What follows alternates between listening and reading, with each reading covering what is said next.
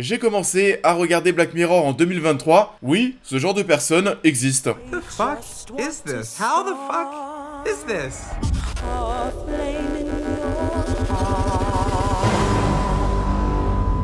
Bonjour à tous, et bien écoutez, j'espère que tout le monde va bien. On se retrouve en ce dimanche matin pour parler de Black Mirror. Comme on était en train de le dire, ce sera une première sur la chaîne parce que oui, je n'avais jamais maté une saison. J'ai maté, on en a parlé d'ailleurs sur la chaîne, le film interactif.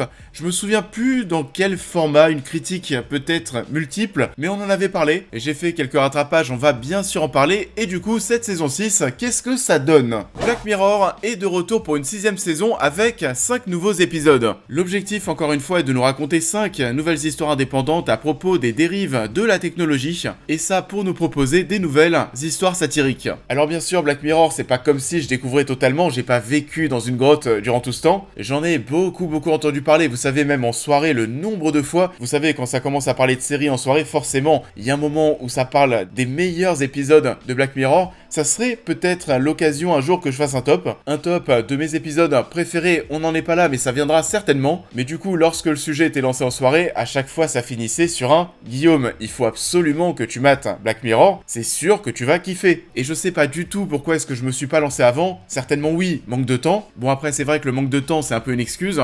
On n'arrêtait pas de me le dire parce que les saisons de Black Mirror, ce ne sont pas des saisons de 8 heures, de 10 heures, avec la même histoire où il faut tout bouffer. C'est à chaque fois des épisodes qui sont totalement indépendants, des petites histoires indépendantes. Il n'y a pas de fil rouge, le format est bien stylé, mais il a quand même fallu attendre l'arrivée de la saison 6 pour que je me lance enfin.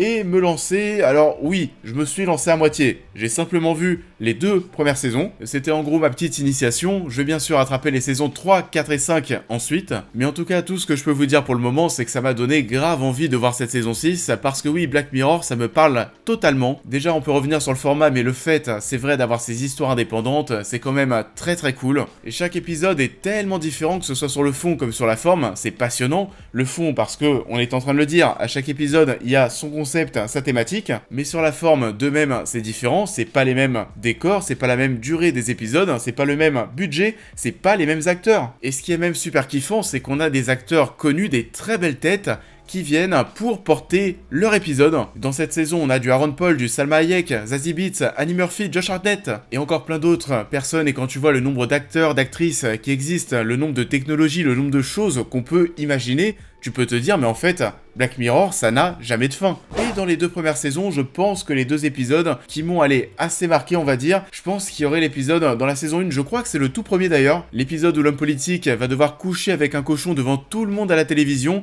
et l'épisode de Noël qui est rangé sur Netflix au niveau de la saison 2.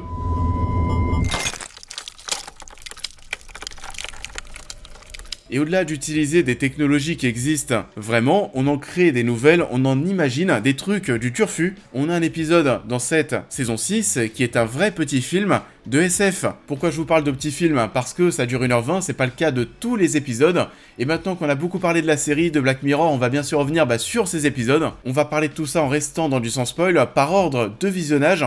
Donc j'ai commencé avec Mazede, et ça aussi, si vous vous demandez pourquoi j'ai commencé par cet épisode, c'est pas le premier dans Netflix quand je vais dans la saison 6, je crois que celui-ci c'est l'épisode 3 ou 4, mais pourquoi c'est celui-ci que j'ai vu en premier? Tout simplement parce que j'avais 50 minutes à tuer, et bah oui, celui-ci dure 40 minutes, donc ça collait, et j'ai eu peur parce que Mazede, j'ai vraiment kiffé, j'avais peur d'avoir choisi presque le meilleur épisode de la saison et que tout soit décevant ensuite. Il est porté par Zazie Beetz, et il va nous plonger au cœur du métier des paparazzi, un domaine qui est plus qu'intrusif, c'est vraiment le genre de métier que je ne pourrais absolument pas faire.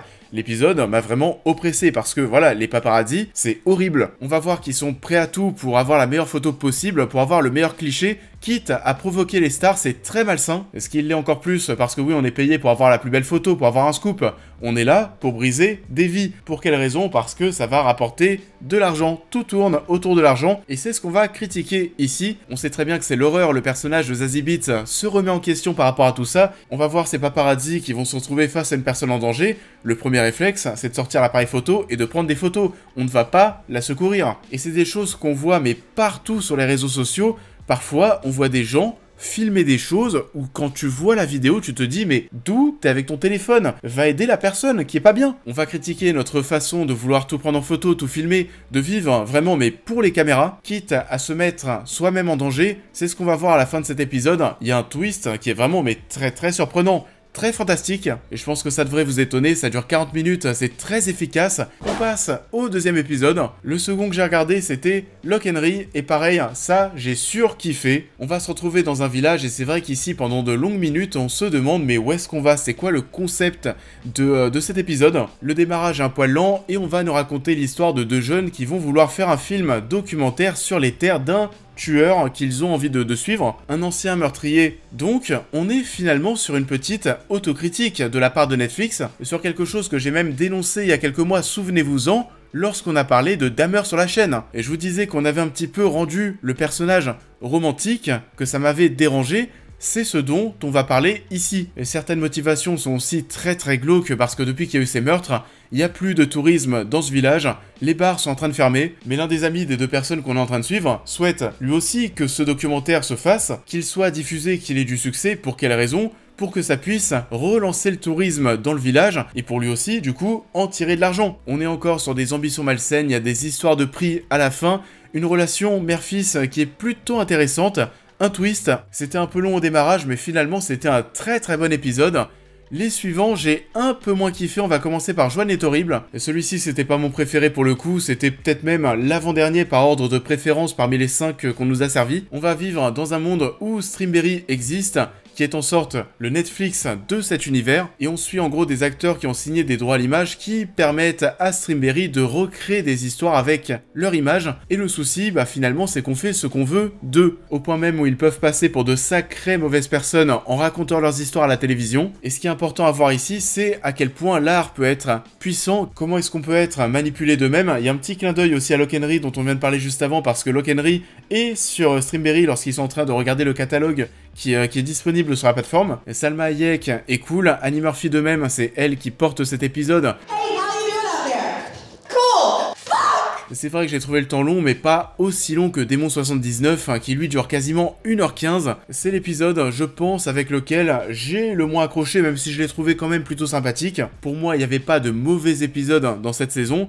Mais voilà le fait de suivre cette femme qui, au final, alors je vais vous laisser découvrir tout ça, elle doit réaliser 3 meurtres. C'est une histoire qui va surtout parler de racisme et de haine qu'on a au fond de nous. On n'est pas là, pour le coup, pour parler technologie. Il y a une vibe années 70, années 80 qui est plutôt cool, des personnages sympathiques, mais j'ai pas forcément passé un excellent moment, j'ai trouvé ça long. Par contre, le suivant, le dernier que j'ai regardé, je l'ai gardé pour la fin parce que c'était le plus long, Beyond the Sea, mais qu'est-ce que c'était excellent. C'est mon épisode préféré de cette saison 6, Aaron Paul, le GOAT, le meilleur, incroyable Aaron Paul. Après le visionnage des 2 précédents, je me disais, oh là là, mais j'ai peut-être vu mes 2 préférés d'entrée dans cette saison, c'est dommage. Mais non, j'ai gardé le meilleur pour la fin, et j'ai trouvé ça extraordinaire, je me suis totalement laissé porter.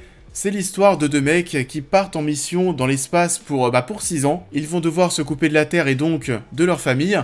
Ils sont donc dans l'espace, mais il y a une version d'eux-mêmes qui est restée sur Terre, un robot, une réplique, et ils peuvent en gros avec la technologie transmettre leur esprit d'en haut, leur vrai corps humain est en haut, mais ils peuvent transmettre leur esprit dans leur robot sur Terre. Ça leur permet depuis l'espace de garder un contact avec la Terre, avec leur famille, et c'était tellement mystérieux, émouvant. Ça m'a pris parce que j'avais tellement hâte de voir comment ça allait se terminer. Il se passe vraiment des choses horribles pour ces 2 hommes sur Terre, et du coup ça va avoir un impact sur leur personne tout là-haut. Et la fin est ouf, je ne pensais pas que ça allait se terminer comme ça, c'est vraiment horrible.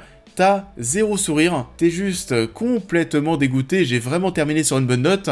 Cette saison 6 de Black Mirror, grosso modo, c'était très bien. Il y a 2 épisodes qui m'ont un peu moins parlé que les autres, mais pour le reste, c'était vraiment excellent.